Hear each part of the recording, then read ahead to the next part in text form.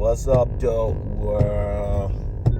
It's your boy Tommy Smaverick, and I just came in real quick to talk about the Heat versus the Nuggets. Mostly, I just wanted to come and talk about the narrative around Jokic, and it's like, you ever see that movie, what is it, Mean Girls, where the girl say something, she made up a word or something, and then people, and she kept like forcing it into conversations to where people was like, at some point, it was like we're not gonna copy that word, we're not gonna start saying it because you say it all the time. This is the problem I have, right? This is my biggest problem with the Jokic narrative.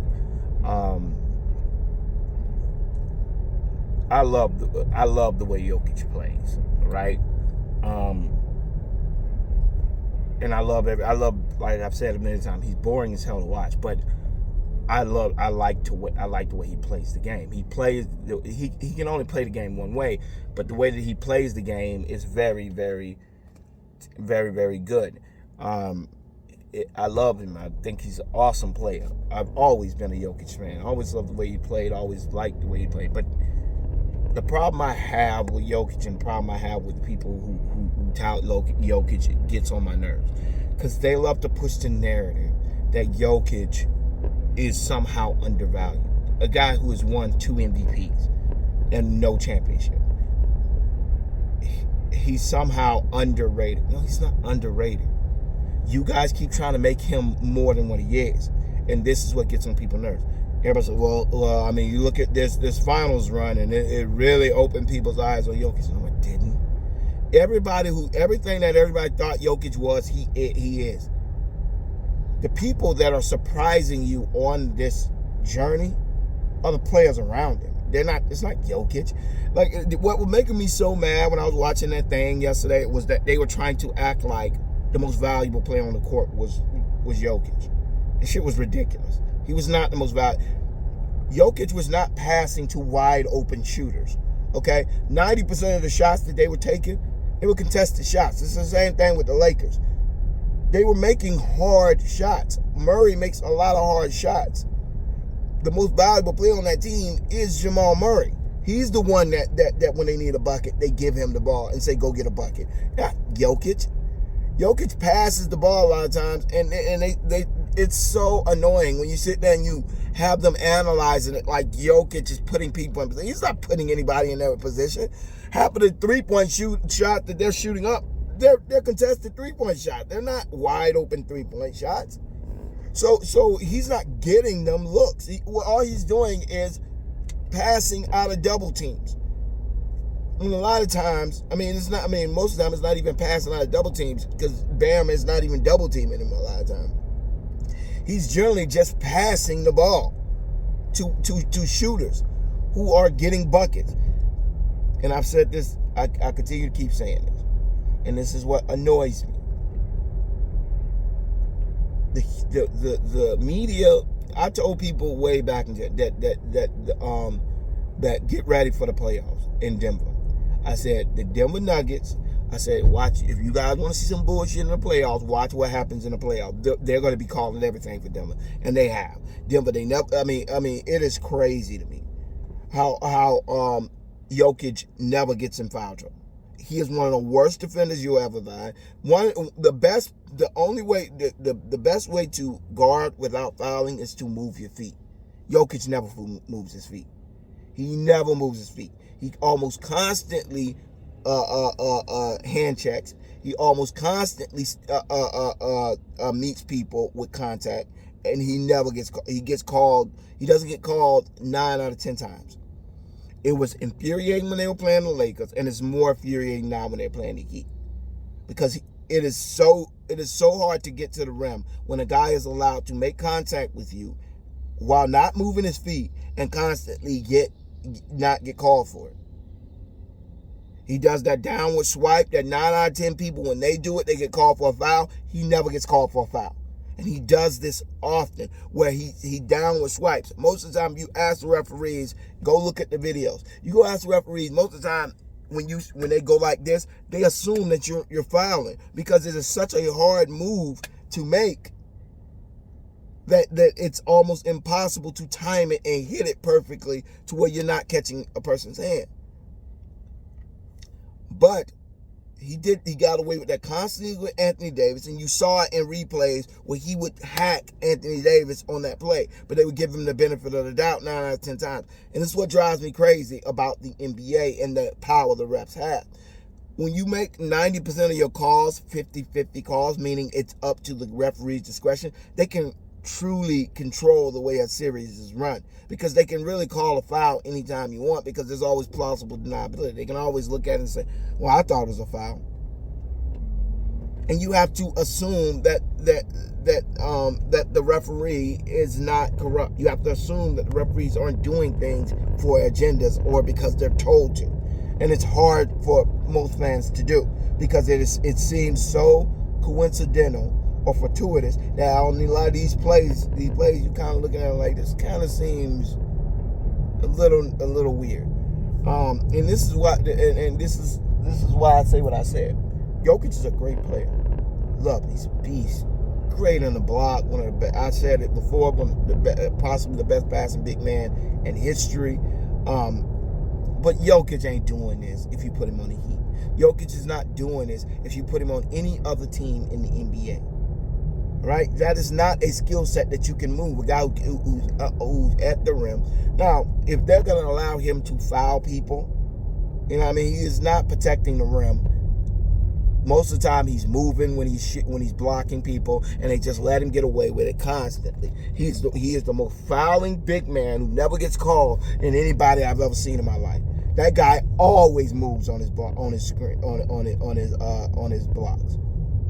his defense. He's constantly moving into people's space, blocking it, and he never gets called for it. And he's not like Draymond, where Draymond has a tendency to beat you to where you're going. Jokic never does that. He just kind of puts his arm on you and then forces you off your path. And if you try to come straight at him, he constantly steps out and forces you out. As a foul, as a blocking foul, it always has been a blocking foul. And when you do it to him, you get called for a blocking foul. But he can do it to other people, which is why it bothers me. This is why you can see Bam when he was sitting there looking at the referee like, are you serious? Like, y'all aren't even going to try to hide this shit? Like, he's doing the same thing down the other end. Y'all not calling him. And then when we come down here, we can't touch him. And it drives people crazy when you're watching it because you're sitting there looking like, this is some grade A BS. He was able to do that to Anthony Davis the entire series. Every time Anthony Davis went up, he would slide underneath him. Every time Anthony Davis would try to go around him, he would shove Anthony Davis so he couldn't get around him. This happened constantly. They let 20 of them go, and they would call 4 of them, and most of the time they would call the 4 and never call him for 5 and 6. So even when he got bored, most of the time he never came out of the game because he knew they weren't going to call him for the rest of the fouls. And when you're sitting there and Anthony Davis has turned into such a close to the close high percentage shooter, meaning coming shooting from the beginning. If he would have did what Bam did last night, the Lakers probably would have won the series. But unlike Bam, who just said, okay, you stay there, I'll just shoot. AD wasn't doing that.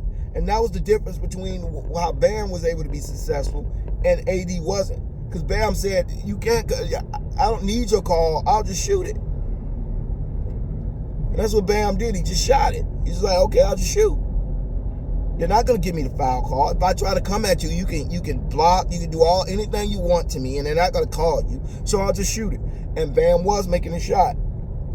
And it's going to be Bam's easiest series because Jokic is terrible defensively. And when you sit there and you watch it, and it bothers me because I like Jokic, and I do not like being critical of a guy I like. But it annoys me, and this is the point I'm trying to make. And this is not me trying to make excuses for criticizing him. You go look at all the players I like. They all play like Jokic. They're pass first, team-oriented guys, this, that, and the third. All of them. I love the way Jokic plays. My biggest problem with Jokic is the narrative surrounding him. The media. And Mark Jackson is not so bad. Jeff Van Gundy is not glowing about anybody. Right? He's constant. He is one of the biggest LeBron haters. Like everything LeBron does, he's quiet. Right? Anything Kevin Durant does, he's quiet. He doesn't talk about the players. Jokic does absolutely nothing. I mean, it'll be like a 2 feet pass to a guy who shoots a contested three, and he'll somehow act like Jokic was the reason he made the three. It's like, hey, that shit to do with Jokic. The man's contested with a hand in his face. Jokic ain't do shit. All he did was pass it to a guy who shot a contested shot. It's like stop it. Like I cannot stand Jeff Van Gundy when Jokic is playing, because he's not that way with anybody else. So it makes me believe he's rooting for Jokic, which is hard to sit there and watch as a person trying to be listen to a broadcast when you know the person who is covering the game is rooting most of the time against the team that you're rooting for. So Jokic clearly fouled Duncan Robinson last night. Clearly fouled him. He says, that was some foul. Well, bruh, whether that's true or not, which I would say is debatable, Duncan did run into Jokic, but they didn't call Duncan for that run-in. They called Duncan because they tried to act like Duncan pulled Jokic down. They called him on the pull down. And on the pull down, Jokic clearly grabbed Duncan Robinson. The contact on that screen was minimal. I mean, Jokic and that happens all the time. Most of the time, they're not gonna call you for that incidental stuff. And two, if anybody should have been called for that play, Duncan Robinson was trying to go around Jokic. Jokic didn't. It wasn't an illegal screen. Jokic is big, so when Duncan Robinson changed direction, kind of caught Jokic's shoulder, and when he did, Jokic grabbed him like this and kind of held it. So if you want to call a foul, it should have been calling Jokic. But Van Gundy was like, that wasn't a foul. It's like, bro, you think anybody's gonna believe how you been freaking jock riding Jokic this whole game? You think anybody thinks that you're some unbiased opinion? Like, bro, stop. Nobody cut the bullshit. Ain't nobody buying that you're somehow fairly calling these down the middle. It's bullshit. And when you sit there, what makes me the most annoyed is all these people, and I've said this a million times, is stirred by the media, trying to act like Jokic is some undervalued player. Like most people don't know that Jokic is a good player. Nobody ever argued that Jokic is not a good player. No one never argued. But when you start to point out certain things that turn around, like when Russell Westbrook was getting his triple-doubles, we started to quantify how good a triple-double it is. Jokic gets triple-doubles, and we just assume he's just that good. It got nothing to do with the fact that these guys are making shots like hell. He throwing it to Gordon, who was on guys that are 30, 40 pounds lighter than him. What the hell Jokic got to do with him getting that ball? All he's doing is passing the ball into the block. He's not doing that. That ain't got nothing to do with him. Freaking, you learn that in middle school. you got a size on the size advantage in the inside. Get the ball on the block. That everybody knows that. That's not. It wouldn't bother me, but he does absolutely. Times Jokic ain't doing shit. There are times when Jokic is the best player on the floor. There are times when that happens, but the times when he's just passing the ball to people that are wide open. I mean, that are not even wide open. I'm like, stop it. I love Jokic for what he is, but I'm not gonna take that bullshit, that narrative. People, they didn't vote him for MVP because he shouldn't have got voted for MVP. Do you see the damn team around him? What he is not the most valuable. He's not even the most valuable player on that team. If you want to be technical, Murray is the most valuable player on that team. You can take Jokic out of that equation. There's a reason why against the Lakers, Murray didn't sit and Jokic did. It's because they knew you take Murray out of that game, they're done. When they need points, there is one person they can go to. It's Murray. And I thought he was way more exploitable on defense, but he's a better defender than people give him credit for being. He's not great. I'm not going. He's D'Angelo Russell level, but he's a smart defender who does not who most of the time can make switches. But he's not a great defender. I'm not making that argument. But he's a lot more capable than a Steph Curry because he's not. He's based. You know what I mean? He's thick. So you're not going to be able to bully him like you would do a Curry or anybody else. Not that he's going to be great, but he's definitely he can be competitive, and he can be annoying, and he can be there. So I mean I wouldn't even give Jokic the most valuable player on his team. I would say Murray is the most valuable player on his team, but Jokic is clearly a valuable player on his team. But give him credit for that. That team is ridiculous. And I never, like I told you, I don't watch the Denver Nuggets because I really don't like, I think they're boring. And even during these NBA Finals, they're boring as hell. So I don't really watch them because the way they play is like, it's more of a team-oriented game. And that's great. It's a testament to their top player, which is Jokic, and the way he plays. And that's great. But it's not really conducive to watching Steph Curry go off for 50 or Dame go off for 60, or it's just a more of a team-oriented game where you got guys just passing the ball and getting to the open and getting the ball to the open man a lot. It's kind of like the Golden State Warriors if they had a passing big man. That's kind of their style of play, and they don't have the stars to pull it off. So it's more so like you can get 20 this game from him, 20 this game. The head of the snake is Jamal Murray offensively, and then they kind of take their cue. Like their number one option is not Jokic. It would be hard pressed to say that Jokic is their number two option. The number one option is Jamal Murray. Jamal Murray is the one that is the head of the snake. You stop Jamal Murray, the rest of them will fall by the wayside. MPJ is inconsistent. Caldwell Pope is inconsistent. Aaron Gordon is inconsistent. You really just have to stop Jamal Murray. But what I've noticed about Jamal Murray during this playoff run is the guy is a freaking beast. You can't do anything with him. Like, he can take you off the dribble. He can shoot the mid range. He can shoot the three. And he doesn't shoot them like above average. He's deadly at all three. He's a 3-level scorer, like at all levels. He can take you in the post and shoot turnarounds. I mean, he's a great player. He's like Kyrie, is up not as flashy. So when you sit there, you watch it, it's like, my gosh, that dude's a bucket, man. Like, when you hear people say that all the time, he's a bucket. No, Jamal Murray is a bucket. Like, you can just count it. From the time you like, oh, shit. The minute you start seeing them going around and they start worrying about MPJ and all these other guys, and he get that one-on-one, you like, shit. All last night, I'm sitting there like, don't give him one-on-one. He's not, I don't care. He's too good. You can't do anything with him. If you try to back off of him, that's a freaking layup. If you try to press up on him, he's gonna blow by you like you're standing still. And if you try to look like you don't do it, he's gonna dance with you and gonna get and put himself in the best position and shoot. That dude, you can just get. That's why I was saying that the Lakers were missing without Kyrie being there, and what they will miss if they don't bring on Kyrie. That ability.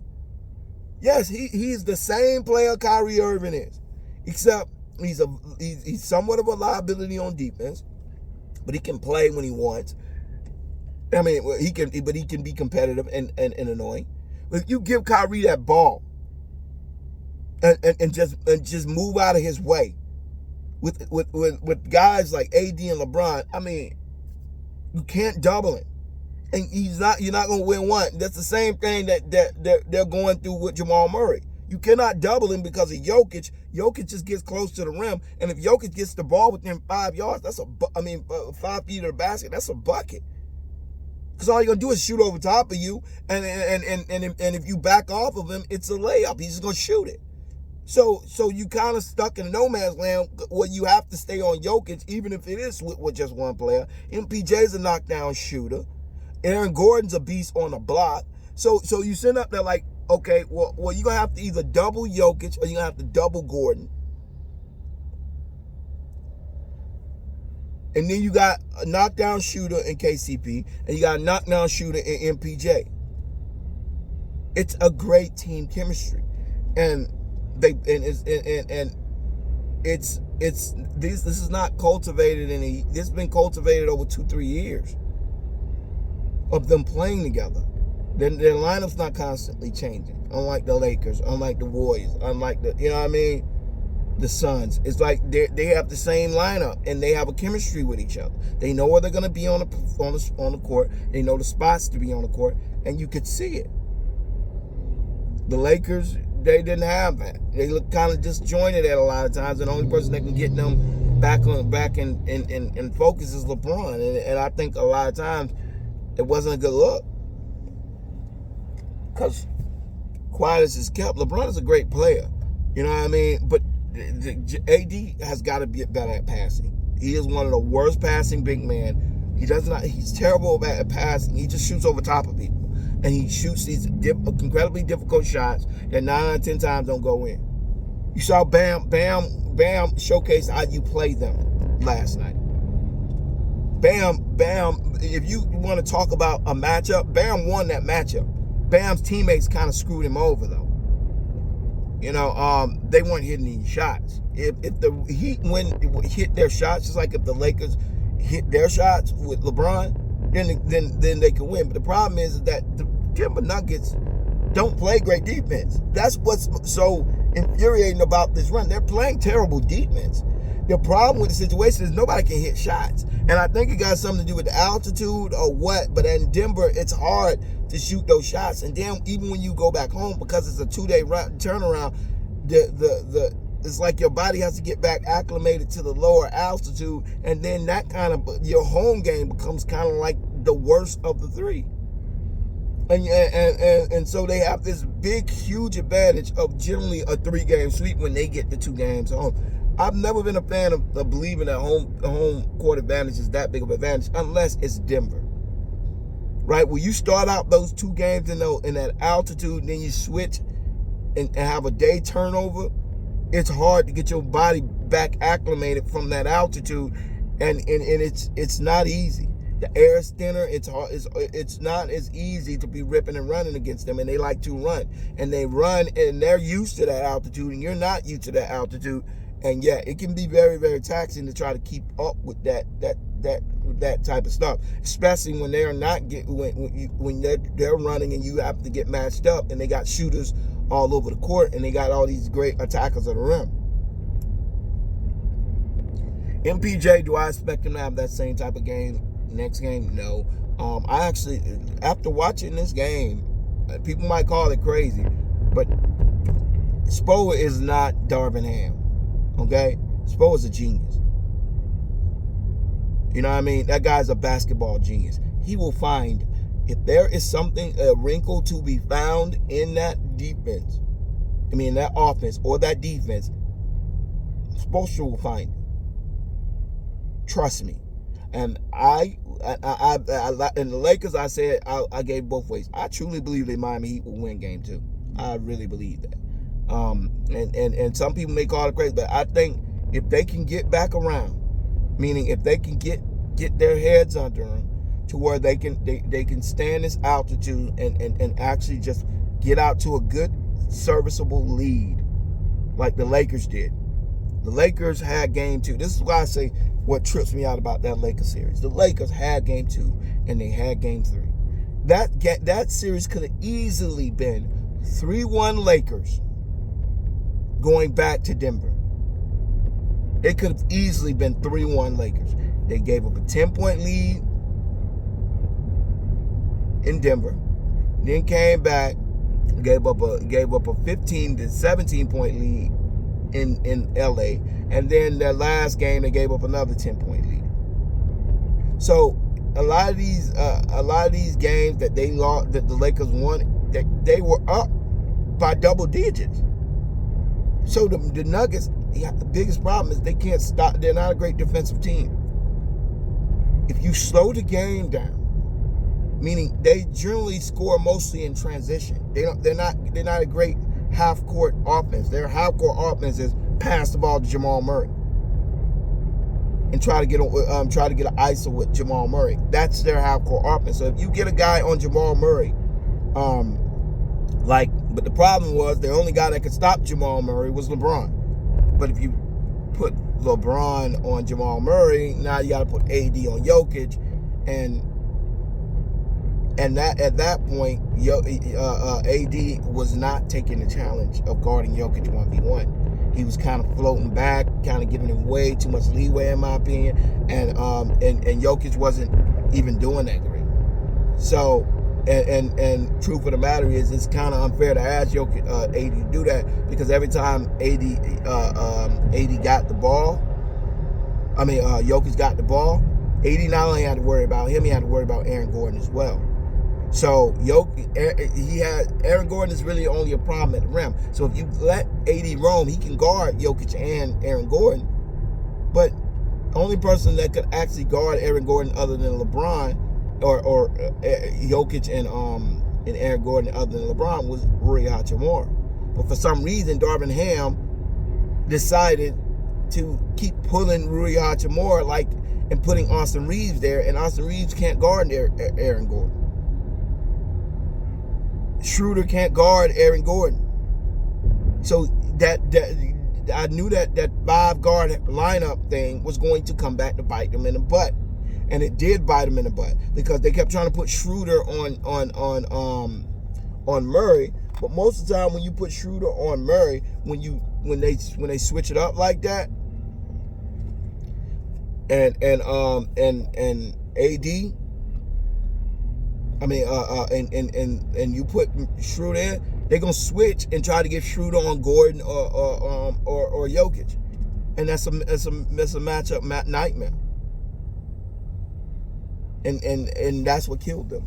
The Lakers had a good defensive strategy, but they just didn't have enough defense in the end to stop them, because Murray is a beast. And you saw that last night against the Heat. But do I think the Heat, but freaking Spoelstra ain't Darvin Ham. They will not see those same looks.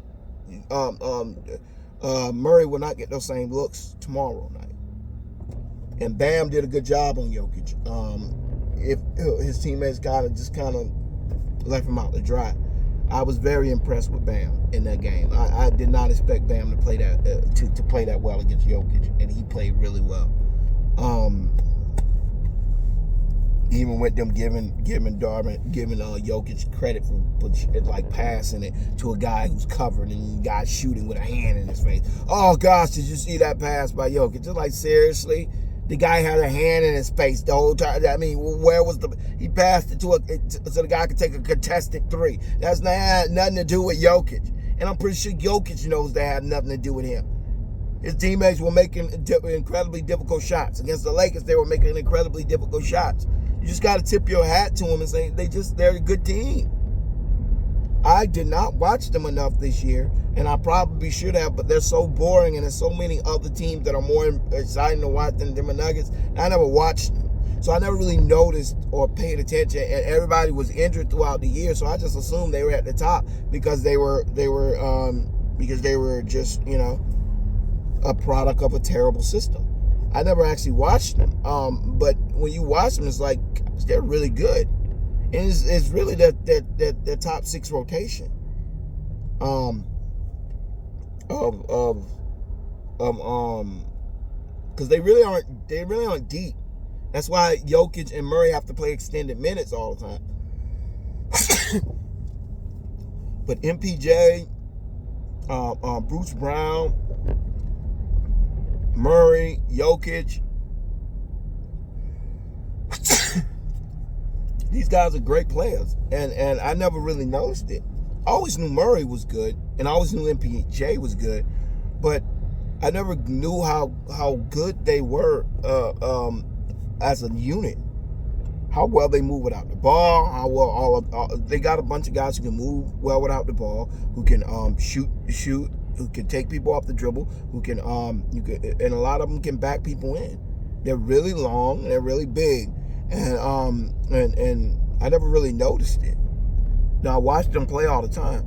Now, do I think, like I said before, that there's a lot of kismet stuff, weird stuff going on with the, I wouldn't even call it kismet. Just to me, I just feel like the NBA is kind of wants Jokic to win, so they're kind of giving him the benefit of the doubt on a lot of calls, because he fouls the hell out of people a lot. But Jokic is a good player. You know what I mean? I like Jokic. But a lot of those games could have easily gone to the Lakers. That last game, especially, Jokic should have been fouled out by halftime. And the referees swallowed their whistles, and in the end, it ended up coming back to bite them because they refused to call him, even though he should have been called for several fouls that he wasn't called for, and he should have been out of that game. Murray should have been out of that game as well. But when you have a referee, a group of referees that are clearly rooting for LeBron to lose and Jokic to win, you start to see this they're hell bent on Denver winning a championship because they want a white face. They need a white face, and they want to be able to say Jokic is the best player in the NBA. Now we both know that's some grade A bullshit, and that he's nowhere near the best player in the NBA. He's a player that's playing on a team that's really good. But I think the fact that, do I think that that the Miami Heat will beat the Denver Nuggets? I don't think so. I think the Denver Nuggets will win because the Denver Nuggets is just a better team, and I think there's no coincidence that Miami ended up in the championship game. I think they wanted a Miami Heat Denver Nuggets matchup. And I love Miami Heat, my favorite team, but I just don't see how, if they don't call Jokic for those fouls, he's gonna stay on the court. And if he stays on the court, you can't double Murray, you can't get the ball out of Murray's hands, and you can't, and it's gonna be real hard to beat them with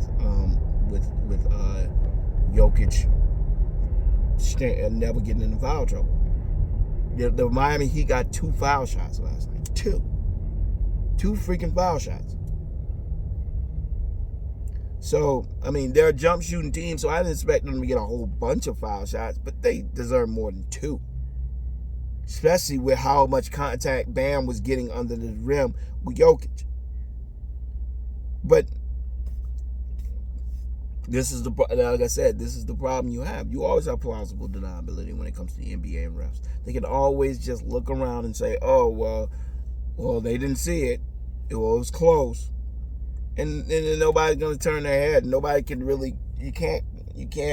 If the box is there to fool you, then the numbers are always gonna look right on the other side. They set up the rules so that they can control the outcomes, and there can always be plausible deniability. That's the point of the rules. They can call, if they call you stiff on one side and they let him be physical on the other side, it's going to be a real hard outing for any team. And I think that is clearly the only way the Miami Heat are going to win this series is if they take it out of the referee's hands. That's the only way a team. You control your own destiny. That's why the Warriors were so good for so long and continue to be dominant, because you cannot ref 3. As long as you hit your shots, you don't have to worry about it. They cannot. They have. There is no way that refs can take the game away from you if you make your shots. And if the Heat make their shots, and the Heat go on a tear where they start dropping threes, they're gonna have to take Jokic out of the game. And if they take Jokic out of the game, now they're gonna put Aaron Gordon there, and that's Aaron Gordon ain't getting shit against Bam. So Bam is there. Aaron Gordon gets moved to the 5. The Heat, and they still can't stop the 3. with MPJ and Aaron Murray. Right? So if the biggest key to this series is the Heat. The Heat can shoot three. Spruce can shoot. Vincent can shoot. Their entire lineup can shoot three. That's why they almost came back last night. You can never count them out because they have that equalizer. They can shoot that three. Duncan Robinson, all these guys can shoot the three. If we get Tyler Hero back, there's gonna be some problems. That, and then I'll be more likely to say, okay, we can work with that, because now you got a second unit in which when the Denver Nuggets go down, now you got Tyler Hero who you can pass and he can go get a bucket. But if Tyler Hero ain't coming back, we're gonna be in trouble. But I hope Tyler Hero is on his way back or something, because I keep hearing that he might play in this series. So if they can get him back, then I think the Nuggets gonna have to play some defense. But as I said before, I think the best bet is hit the shots. They got a lot of shots, they just didn't hit them. But anyways, please comment. Let me know what y'all think. Thumbs up if you like it. If you're not subscribed, please subscribe. All right, y'all. Peace.